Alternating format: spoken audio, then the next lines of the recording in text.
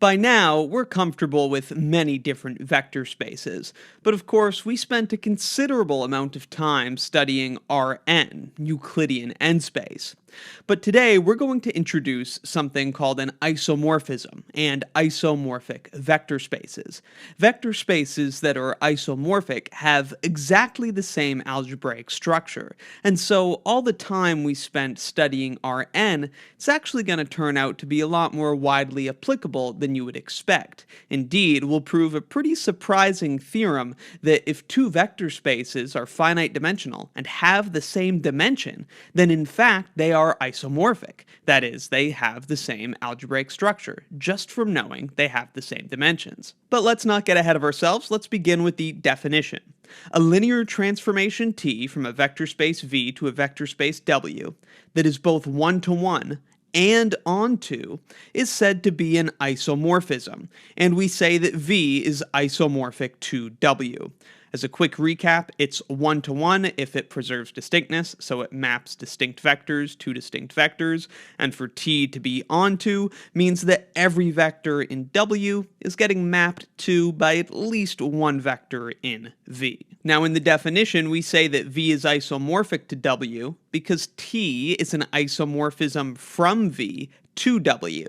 But indeed, the inverse transformation, which goes the other direction, from W to V, will also be an isomorphism, and so we may simply say that the vector spaces V and W are isomorphic, without indicating any direction to that relationship. Isomorphism is a funny word, but it's important you remember what it means, and we see that in the etymology of the word. It derives from two Greek words, iso meaning same, and morphosis meaning form or shape. So like we said earlier, the vector spaces being isomorphic means that they have the same form or shape, or more specifically in this context, the same algebraic structure. Here's an easy example of two vector spaces where it should be quite clear they do have the same structure. They are isomorphic. That's R cubed and the vector space of 1 by 3 row matrices.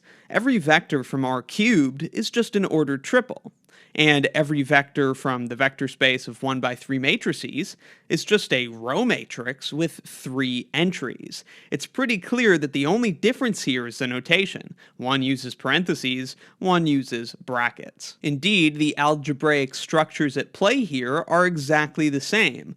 Multiplying a vector in R cubed by a scalar C just has the effect of distributing the scalar through the components, in the same way that multiplying a vector in this vector space by a scalar C just has the effect of distributing the scalar through the components of the matrix. Similarly, the addition of two vectors in R cubed is just done component-wise, and the addition of two vectors from M13 is also done component-wise. That is to say, corresponding entries are added together. So these two vector spaces are isomorphic, and the transformation shown here, as well as its inverse, are isomorphisms from one vector space to the other. The isomorphism T takes an ordered triple XYZ and sends it to the row matrix with 3 entries, X, Y, and Z. This is just one little example of R cubed being a perfect model for some other three-dimensional vector space, but the next theorem will establish that Rn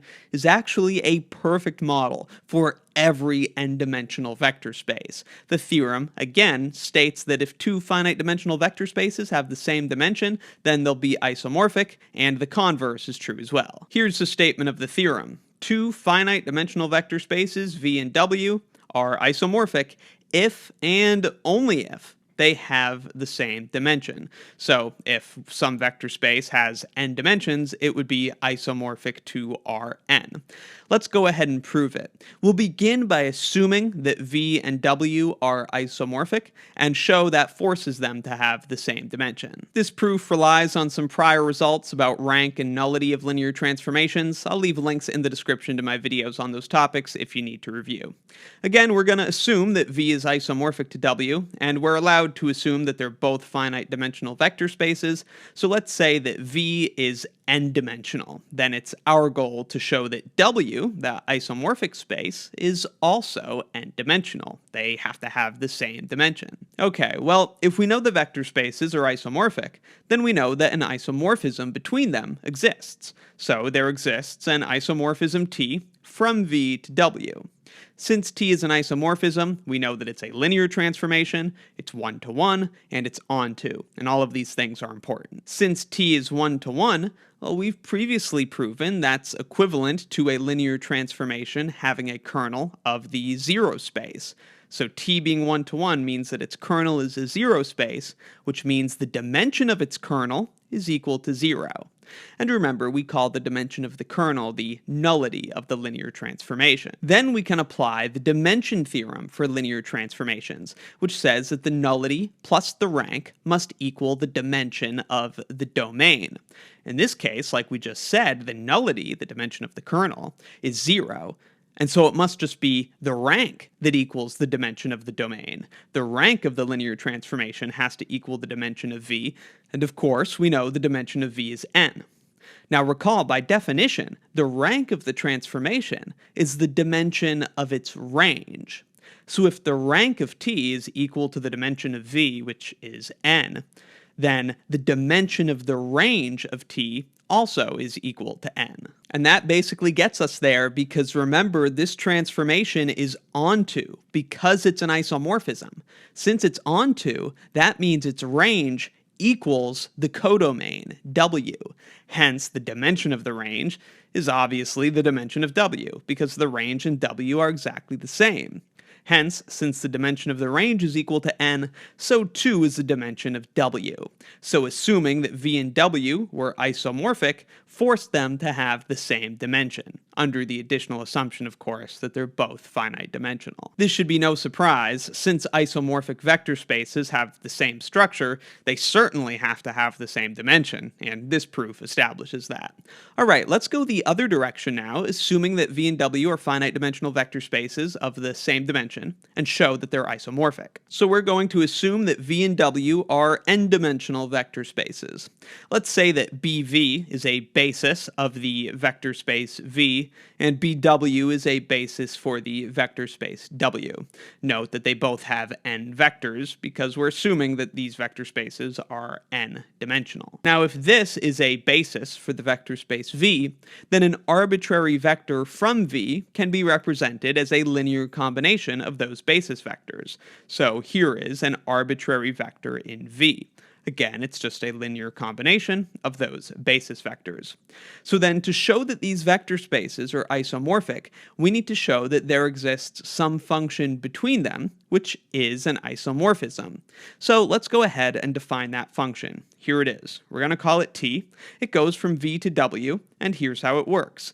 It takes an arbitrary vector from V, which is a linear combination of the basis vectors, and it sends it to the exact same linear combination of the basis vectors of W. So all of those coefficients are exactly the same, it's just the basis vectors that have changed. Now we're claiming here that this is a linear transformation. Of course, we have to prove that. So we have to prove that it satisfies the additivity property, the homogeneity property, and then we need to prove that it's an isomorphism, which means we need to prove that it's one-to-one and that it's onto. Thankfully, these are all pretty straightforward, but it is a lot to do. Here are the proofs of those 4 properties we need to prove. These 2 establish linearity, and these 2 establish that it is indeed an isomorphism. I'll zoom into each one and quickly walk you through them. So here for additivity, we're taking 2 arbitrary vectors from the domain V, and we're putting their sum into our transformation T. And we should be able to split this transformation across that sum. So the first thing we do is combine like terms. C1v1 and D1v1, for example, we can add those together to C1 plus D1. v1. Then we apply the definition of the transformation. What the transformation does is it takes a linear combination of the basis vectors in V and sends it to the same linear combination of the basis vectors in W. Then we split up the like terms so that we have C1W1 plus C2W2 and so on, and separately we have D1W1 plus D2W2 and so on. And then we can again apply the definition of the linear transformation. This is the image of this, and this is the image of this. Said once more, this linear combination of basis vectors in W is the image of this linear combination of basis vectors in V, and similarly over here. And so you can see that we were able to split this up so that the transformation has been split across that sum. So indeed, this transformation satisfies the additivity property. For homogeneity, we take an arbitrary scalar multiple of an arbitrary vector from the domain and put it into our transformation. Then we distribute the scalar through the linear combination, and then we apply the definition of the transformation. It maps this linear combination of basis vectors in V to the same linear combination of basis vectors in W. Every one of these still has that scalar k, so then we're going to factor that out, and then once more apply the definition of the transformation. This linear combination of basis vectors in W is the image of this corresponding linear combination of basis vectors in V.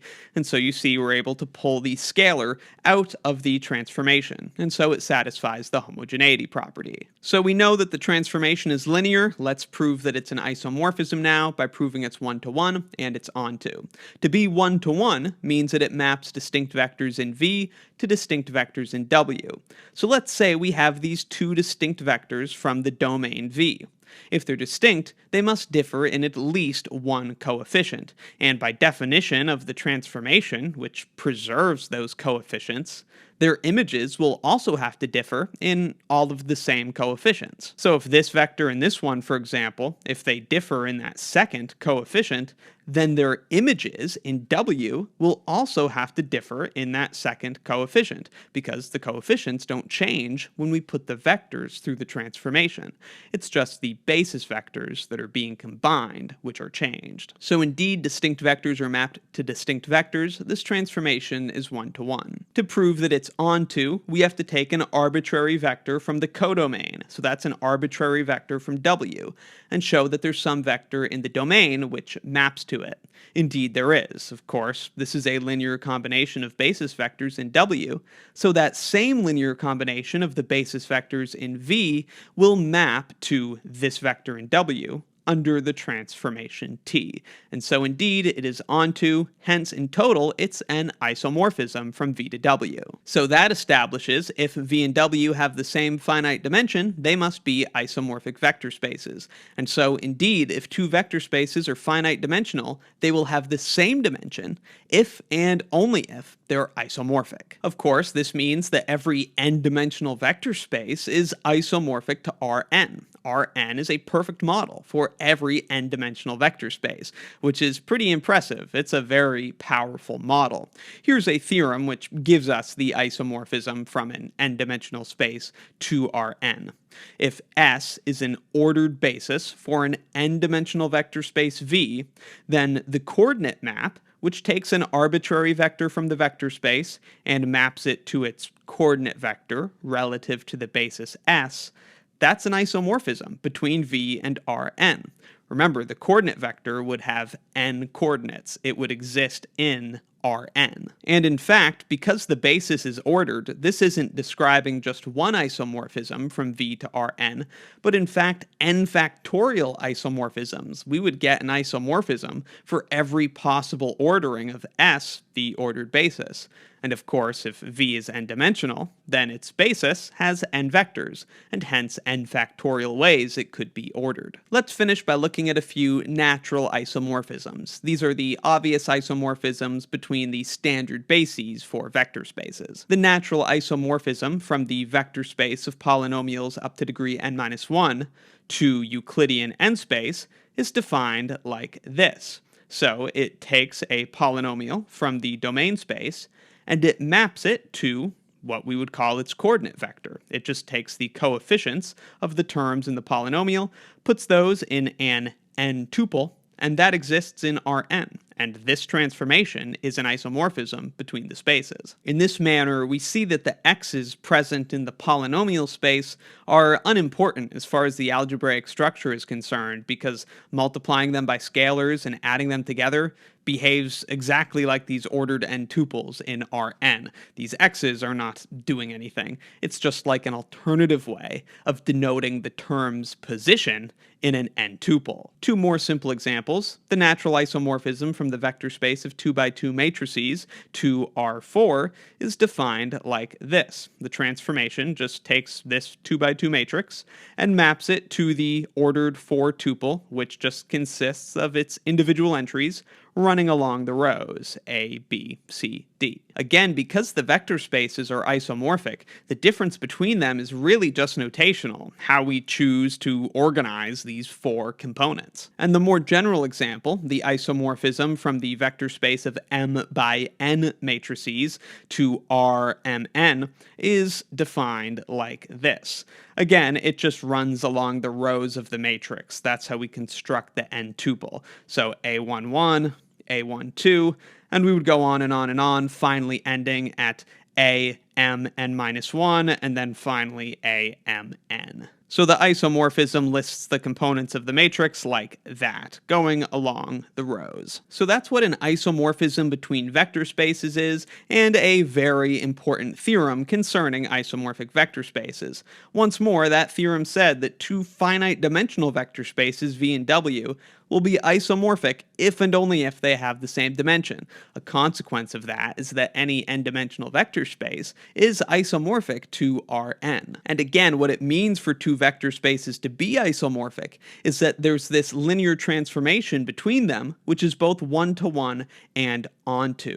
You can think of an isomorphic vector space W, if it's isomorphic to V, you can think of it as just a relabeling, a change notation of the vector space V, because if they're isomorphic, their algebraic structures are exactly the same. Now, I am saying algebraic here, but what about geometric structure? That exists in inner product spaces, and next time we'll take a look at isomorphisms on inner product spaces. So let me know in the comments if you have any questions, and be sure to check out my linear algebra course and linear algebra exercises playlists for more. And if you find my videos helpful, please consider supporting what I do by joining Wrath of Math as a channel member. You can get early and exclusive access to additional videos and extra practice, and if you join at the premium tier or above, you can access the lecture notes used in my courses.